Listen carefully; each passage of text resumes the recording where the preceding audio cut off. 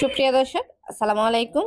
আসছে সামনে ঈদ। ঈদ উপলক্ষে আপনাদের সাথে শেয়ার করব বাহারি সাথে ডেজার্ট। এটা এতটাই মজা যে আসলে বলে বোঝাতে পারবো না।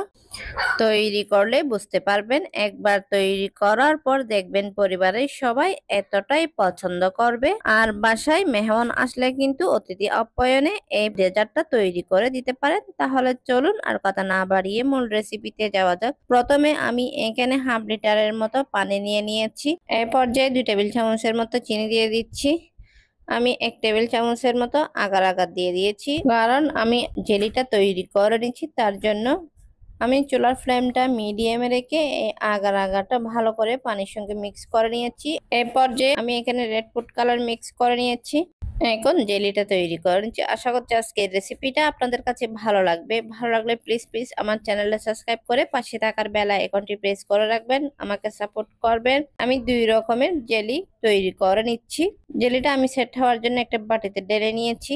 এ পর্যায়ে আমি পরের স্টেপে চলে যাচ্ছি। এ পর্যায়ে আমি 1 লিটারের মতো লিকুইড ঘন মিল্ক নিয়ে নিয়েছি। এই পর্যায়ে আমি 3 টেবিল চামচের মতো চিনি দিয়ে দিচ্ছি। স্বাদ অনুযায়ী লবণ দিয়ে দিচ্ছি। মিষ্টি খাবারে যারা লবণটা পছন্দ করে না তারা চাইলে লবণটা স্কিপ করতে পারেন। এগুলো আমি একটু জাল করে আরো ঘন করে নিচ্ছি, কারণ আমি এখানে চুটকির সেমাইটা রান্না করে নেব। তার জন্য চুটকির সেমাইটা আমরা অনেক ধরনের রান্না করে গিয়ে থাকি। এভাবে একবার হলো বাসায় ট্রাই করবেন এই ঈদে, দেখবেন খেতে অনেক টেস্টি। আমি এ পর্যায়ে 1 কাপের মতো চুটকি দিয়ে দিয়েছি। চুটকিটা একটু ভালো করে দুধের সঙ্গে মিক্স করে নিচ্ছি। চুলার ফ্লেমটা কিন্তু আমি হাই হিটে দিয়ে দিয়েছি। আশা করছি আজকে রেসিপিটা আপনাদের কাছে ভালো লাগবে। ভালো লাগলে লাইক, কমেন্ট এবং বেশি বেশি করে শেয়ার করবেন। আর আজকে ঈদে এই চুটকির ডেজার্টটা আপনারা এক ভালো বাসায় ট্রাই করবেন। আশা করছি আপনাদের কাছে ভালো লাগবে। এই চুটকি রান্নাটা কিন্তু হয়ে গেছে। আমি এক পাশে নামিয়ে ঠান্ডা করে নিচ্ছি। এই পর্যায়ে আমি যে 2টা জেলি তৈরি করে নিয়েছি, জেলিগুলো আমি প্রথমে স্লাইস করে নিচ্ছি। আমি চুটকিটা কিন্তু ঠান্ডা হওয়ার জন্য একপাশে রেখে দিয়েছি, কারণ জেলিটা মিক্স করার আগে চুটকিটা কিন্তু ঠান্ডা করে নিতে হবে, না হয় জেলের রংটা ছেড়ে দেবে। তার জন্য জেলিগুলো আমি স্লাইস করে নিয়েছি। আশা করছি আপনাদের কাছে আজকে এই চুটকি রেসিপিটা ভালো লাগবে। ভালো লাগলে প্লিজ প্লিজ আমার চ্যানেলটা সাবস্ক্রাইব করে পাশে থাকার বেল আইকনটি প্রেস করে রাখবেন, আমাকে সাপোর্ট করবেন।